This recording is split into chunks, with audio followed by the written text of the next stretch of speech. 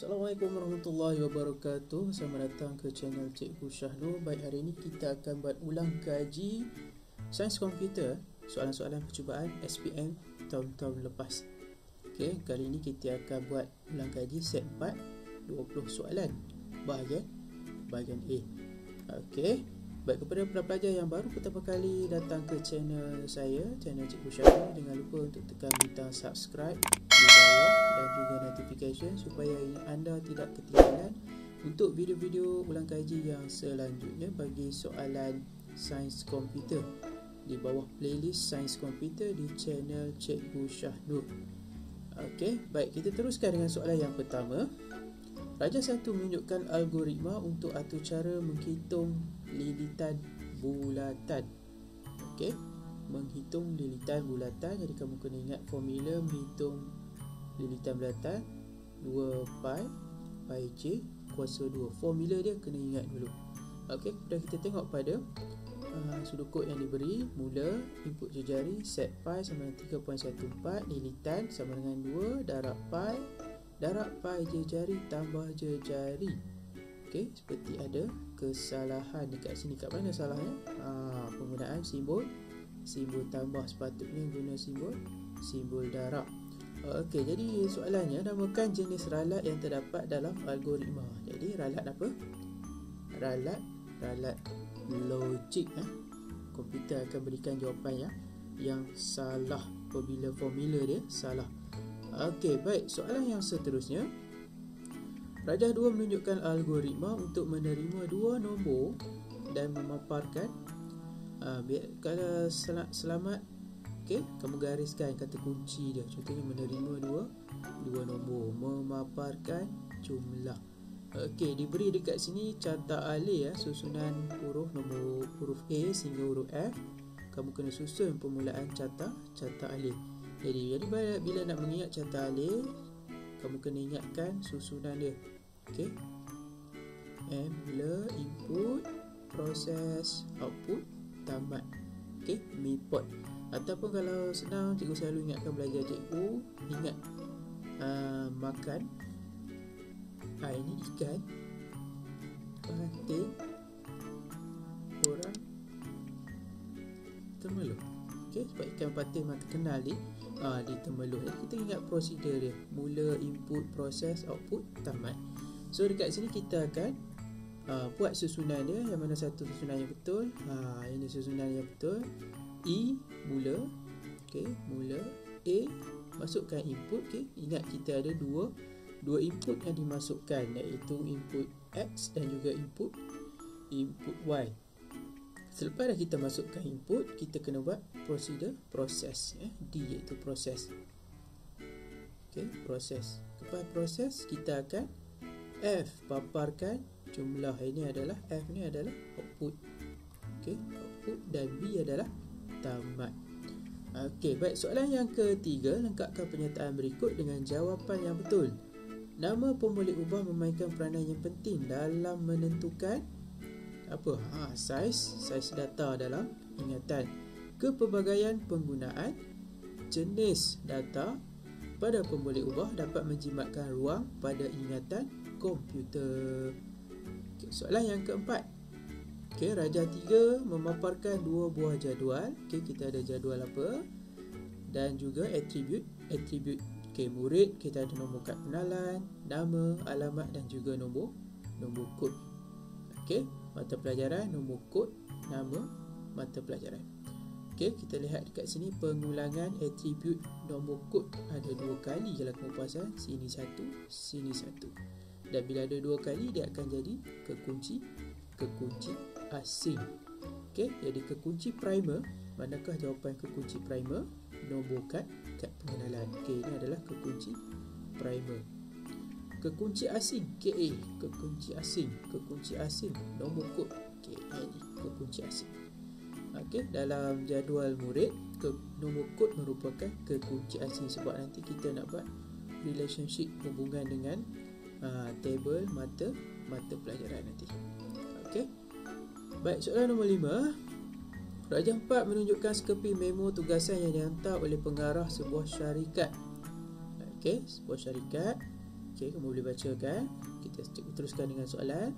Berdasarkan Rajah 4, nyatakan fasa dalam kitaran hayat pembangunan sistem yang terlibat. Okey, prosedur yang dia kena buat. Kita tengok proses dia. Yang pertama, dia bina carta analisis IPO, input proses output. Yang kedua, dia kena sediakan carta alih dan pseudocode. Dan yang ketiga, prosedur yang ketiga, tempoh masa yang diberikan adalah selama 2 minggu. Jadi proses dalam kitaran hayat pembangunan sistem ni, proses yang terlibat adalah fasa analisis masalah. Sini fasa analisis masalah ni yang pertama ni, dia buat analisis masalah, bina carta alih ni. Dan fasa reka bentuk penyelesaian, dia kena selesaikan. Di nombor 2 ni dia kena buat reka bentuk penyelesaian masalah yang terlibat. Okey, soalan yang ke-6, berikan definisi bagi setiap istilah berikut: data dan juga maklumat. Dua-dua ni adalah benda yang berbeza. Data merupakan himpunan fakta mentah mengenai sesuatu kejadian, benda, orang atau entiti yang boleh terdiri daripada perkataan, angka atau gambar. Manakala maklumat pula merupakan hasil daripada proses pengumpulan, analisa dan juga pemprosesan data. Okey. Soalan ke-7, padankan model pangkalan data dengan penyataan yang diberi. Model pangkalan data rangkaian, kita ada dua model, model pangkalan data rangkaian dan juga model pangkalan data hubungan. Okey. Ciri-ciri yang pertama, data disusun di dalam jadual terdiri daripada baris dan lajur. Okey, baris dan lajur mudah dibina, digunakan dan diuruskan. Banyak digunakan berbanding model-model yang lain. Okey, biasanya ini apa jawapan dia? Ini merujuk kepada model pangkalan data hubungan. Manakala B adalah model pangkalan data rangkaian.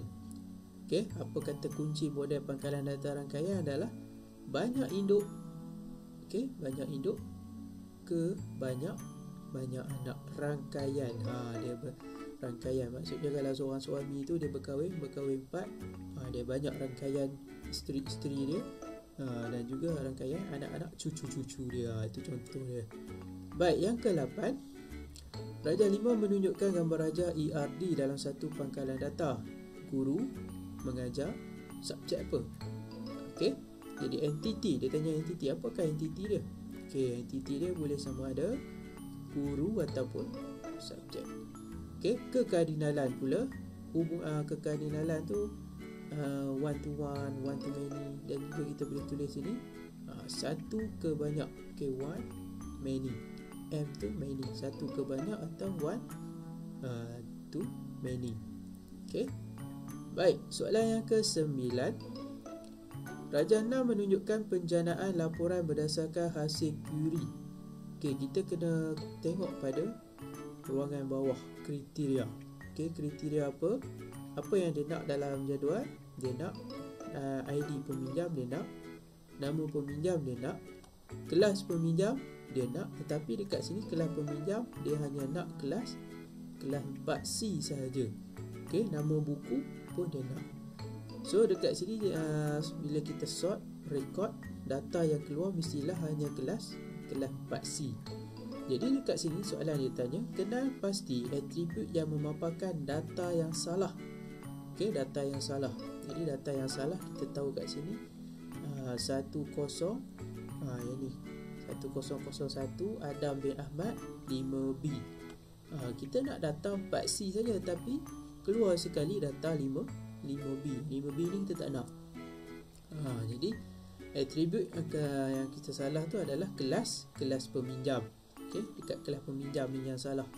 Dia tanya atribut tadi kan. Jadi kita kena sebut kelas peminjam. Alasan dia, kita masukkan alasan. Sepatutnya terpapar laporan kelas peminjam 4C sahaja. Okey, dan atau sepatutnya tiada kelas 5B dipaparkan sebab kriteria query 4C. Jadi kamu kena masukkan sekali alasan dia untuk menguatkan lagi jawapan kamu. Jangan tinggalkan satu saja. Jangan kamu tinggalkan satu saja atribut kelas peminjam. Salah. Jadi kamu tak dapat markah, tak dapat markah penuh. Tak salah, kamu kurang dapat markah. Jadi kita nak dapat markah penuh. Jangan careless di sini.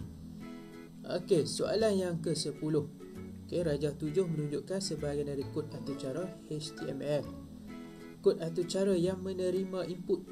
Okey, yang mana kita nak lihat kod atau cara yang menerima input untuk soalan A, dan soalan B kod atau cara memaparkan output. Okey, kod atau cara yang menerima input biasanya dia akan masukkan nilai. Okey, dia akan masukkan nilai. Okey, dia masukkan sini nilai. Panjang sama dengan 5, lebar sama dengan 3. Boleh pilih salah satu. Okey, kena tulis ayat penuh. Panjang sama dengan 5 titik koma, atau lebar sama dengan 3 titik koma. Okey, ini adalah atau cara menerima input. Okey, dan atau cara yang memaparkan output. Bila ada output, mestilah ada perkataan. Contohnya dekat sini, dokumen dot write, luas segi 4 ialah plus 4. Output, jadi dokumen dot write kurungan luas segi 4 ialah koma plus luas. Kena tulis bagi penuh, jangan main tulis dokumen dot write saja. Okey, soalan yang ke-11. Okey, ini adalah rajah 8 menunjukkan fungsi siap bina built-in dalam SQL. AVG untuk average, purata, sum untuk tambah, max ni untuk maximum, count ni untuk mengira. Okey, AVG ni untuk, kalau Melayunya purata, sum ni untuk hasil tambah, max ni maximum. Okey, count ni untuk kira lah, lebih kurang kira. Okey, baik, kita tengok ayat yang pertama. A, mengembalikan nilai tertinggi daripada medan tertentu. Nilai yang tertinggi, kamu rasa yang mana? Nilai apa yang tertinggi? Maksimum. Okey, maksimum. Okey, B, menghitung jumlah nilai dari medan tertentu dalam sesuatu jadual. Dia hitung. Okey, dia hitung, dia tambah. Okey, dia menambah, sum. Jadi yang C, menghitung jumlah rekod tertentu. Ini menghitung jumlah rekod tertentu. Better, menghitung jumlah nilai. Menghitung jumlah nilai kita tambah. Kalau menghitung jumlah rekod, maksudnya keseluruhan rekod daripada suatu jadual. Ini adalah count. Okey, jangan tersalah antara dua ni. Okey, jangan tersalah antara sum dan juga count. Okey, baik, soalan 12. Okey, diberi jadual seperti di atas. Kamu boleh rujuk jadual A sebelum kemas kini dan jadual B selepas kemas kini adalah dua jadual murid yang berbeza. Okey, ini jadual A sebelum kemas kini dan jadual B selepas dikemas kini. Okey, baik. Lengkapkan pernyataan SQL di bawah untuk jadual B selepas kemas kini. Delete from murid where? Dekat mana dia pada? Apa beza dia dekat sini? Dia delete siapa kat sini? Okey, dia delete satu kelas. Kalau kamu perasan, satu kelas tak ada. Satu kelas Al-Farabi. Ni kelas tak ada. Kelas apa? Kamarul ni. Kamarul berada dalam kelas Al-Farabi. Jadi delete from murid, maksudnya daripada table murid, where kelas sama dengan Al-Farabi. Jadi dia delete kelas Al-Farabi. Okey, baik. Yang ke B, insert into murid, ID murid, nama kelas, subjek, value 132 Qamariah binti Syukur Al-Ghazali, sign. Okey, kalau kamu lihat sini, rekod kat sini ada 3 saja, tapi dekat sini dia ada tambah seorang lagi. Okey, ada tambah seorang lagi. Ni 132 ni Qamariah. Jadi kita nak insert into. Jadi proses dia adalah insert into murid. Jadi nak insertkan semua maklumat, iaitu ID murid, nama murid, okey, ID murid, nama murid, kelas dan juga subjek yang ditulis kat sini. Value dia, nilai dia kena masukkan apakah value dia. Okey, value dia dimasukkan nilai ni lah. Okey, nilai dia. Okey, pernyataan delete digunakan apabila bila kita gunakan pernyataan delete. Okey, digunakan untuk memadam data dalam jadual ataupun kita nak hapuskan data dalam jadual. Kita gunakan perasa ataupun penggunaan delete, pernyataan delete. Okey, baik, untuk soalan nombor 13. Ini get logic. Get logic simple ni. Okey, get logic ni Raja 9 menunjukkan simbol get logic atau simbol get logic atau OR ataupun OR. Okey, A, B, OR. Y dengan dua input iaitu A dan B, manakala Y adalah sebagai output. Okey, A dengan B ni adalah input. Okey, input. Y ni adalah output. Okey. Berdasarkan Rajah 9, lengkapkan jadual kebenaran berikut. Okey. Jadual kebenaran berikut. Jadi maksudnya A darab B dapat Y. Bila OR, dia akan nilai dia jadi asing. Okey, contohnya kalau nilai A ni adalah kosong, B adalah kosong, Y pun jawapan dia adalah kosong. Okey. Sekiranya kalau A tu adalah kosong, Y adalah 1, kosong darab 1 sepatutnya, kalau kosong darab 1 sepatutnya dapat kosong kan. Tapi disebabkan oleh penggunaan OR, okey, oleh kena guna OR, so dia akan jadi nilai dia 1. So kosong darab 1 dapat 1. Ini 1 darab kosong dapat 1. Okey, dan 1 darab kosong kita dapat 1. Okey. 1 dah, cikgu dah tulis dah atas tu dah tulis sepatutnya. Okey, sepatutnya 1 nilai 1, B pun nilai dia 1. 1 darab 1 sepatutnya dapat 1 darab 1 sepatutnya dapat 1. Tapi oleh kerana OR dia akan jadi kosong. Okey, dia akan jadi kosong. Okey, kita teruskan dengan soalan yang seterusnya, soalan yang ke-14. Rajah 10 menunjukkan suatu atur cara.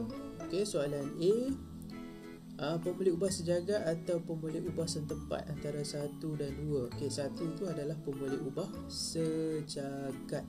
Okey, macam mana nak ingat pemboleh ubah sejagat? Pemboleh ubah sejagat dia akan berlaku sebelum perkataan public static. Okey, public static void main string ni. Okey, pemboleh ubah setempat. Ini pemboleh ubah setempat. Okey, integer n sama dengan 90.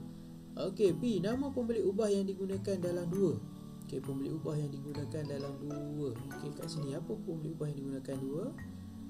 Dia menggunakan huruf n. Okey, so jawapan dia adalah n. Okey, soalan ke-15. R, S dan T adalah proses pengisytiharan, permulaan dan penetapan nilai. Okey, kamu kena isikan dalam kotak di bawah pengisytiharan dan penetapan nilai. Okey, A yang pertama. Okey, sorry, kita patut balik. Soalan 15. A, pengisytiharan dan penetapan nilai. Mana penetapan nilai? Jawapan dia adalah apa? Jawapan dia adalah S. Okey, public class. Maksudnya dia kat sini dia nyatakan nilai dia integer x sama dengan 10. Kemudian yang B, pengisytiharan integer. Dia nak isytiharkan integer sahaja. Okey, dia nak isytiharkan integer sahaja, maksudnya dekat sini lah. Dia tak isytiharkan nilai, dia isytiharkan integer saja. Integer sama dengan x. So jawapan dia yang kedua ni adalah R. Dan pengisytiharan dan penetapan nilai pembala, dia cakap kat sini final integer bilangan hari dalam seminggu adalah sama dengan 7. Di sini adalah T. Okey. Okey, baik. Soalan ke-16. Okey, ada 4 soalan lagi. Lengkapkan fungsi komponen dalam unit perprosesan pusat CPU. Melakukan proses aritmetik. Bila ada kata kunci aritmetik tu, nak tak nak, jawapan dia adalah arithmetic logic unit. Okay, kata kunci dia kat situ. B, menyimpan data dan arahan yang dicapai dari ingatan utama. Okey, daftar. Dan C, menerima dan menjana isyarat-isyarat bagi mengawal operasi keseluruhan sistem komputer. Ini adalah unit kawalan. Okey, soalan 17. Rajah 11 memaparkan kod atau cara menentukan grade murid PQ dan berdasarkan Rajah 11 nyatakan jenis data. Dia nak jenis data. Okey, P tu yang pertama, markah sama dengan 76.5. Kamu rasa apa jenis data ni? Sebab ada perpuluhan, dia adalah double. Yang kedua, nama sama dengan sarah. Okey, nama sama dengan Sarah itu adalah string, okey, perkataan. Dan grade, grade A, B, C, D. Dan grade itu adalah character, char. Okey, soalan 18. Raja 12 menunjukkan rekod untuk mendaftar buku di perpustakaan sekolah. Okey, ni jadual dalam jadual buku. Kita ada ISBN, judul, identiti, ID penerbit. Okey, ISBN, judul, ID penerbit, harga dan juga kategori. Dia nak dua attribute. Okey, apakah attribute yang ada kat sini? Okey, dia nak dua attribute. Kita bagilah sama ada kita bagi ISMB, judul boleh, ID penerbit boleh, harga boleh, kategori pun boleh. Mana-mana dua, bagi saja dua. Okey, ni cikgu tunjukkan contoh dia yang ada kat situ. Kemudian dia nak entity. Entity dia kat mana? Biasanya entity ni lah entity. Nama table ni. Buku adalah entity dia. Attribute kunci. Apakah attribute kunci dekat sini? Adakah ID penerbit ataupun ISBN? Lebih tepat sekali adalah ISBN. Soalan 19. Okey, Rajah 13 merupakan maklumat pakej yang ditawarkan di perpustakaan SMK Bestari. Nama sekolah dia. Okey, so soalan A, dua attribute untuk jadual peminjam dan satu attribute untuk jadual pakej. Okey, jadi attribute untuk peminjam adalah nama peminjam dan juga kod buku. Okey, dan attribute package, nama package dan juga nama buku lah yang kita nak kan. Jadi soalan B, beri satu rekod lengkap yang boleh dijangkakan sebagai output. Okey, sebagai output. Kalau kita lihat setiap peminjam hanya boleh mendaftar satu package saja. Kunci primer bagi setiap jadual adalah ini. Okey, so jawapannya adalah okey, dia nak pinjam buku, so kita akan buat table pinjaman buku. Kita ada ID peminjam, kita ada ID package, nama peminjam, kod buku dan juga bilangan buku. Okey, dalam table package pula kita ada ID package dan juga nama package. Okey, jadi kita masukkan satu contoh. Katakan kita create sendirilah A100 ni, ID package P01 Fazila FM 2001, bilangan buku yang dia pinjam 2. Jadi kalau bilangan buku di bawah package Pichou. Okey, P01 ni Fazila dia ambil package Pichou, 2 buah buku. Kalau P02 contohnya boleh letak package Bestari, 4 buah buku. Ini 2 buku, jadi 4 buah buku. Okey, ini kena masukkan maklumat yang selengkapkan yang di dalam jadual. Okey, dan kita ke soalan yang terakhir.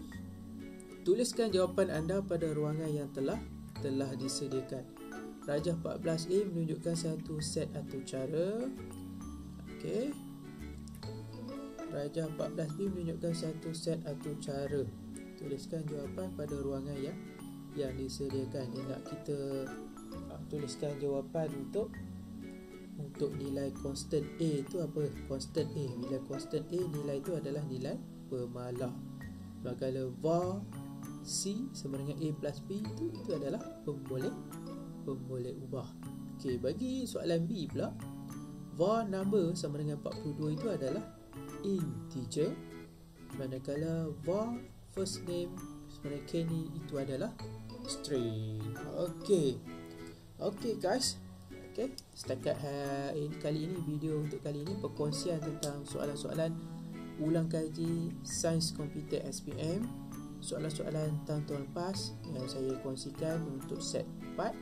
Nantikan untuk set yang seterusnya, perkongsian untuk bahagian B dan juga soalan-soalan perkongsian yang selanjutnya.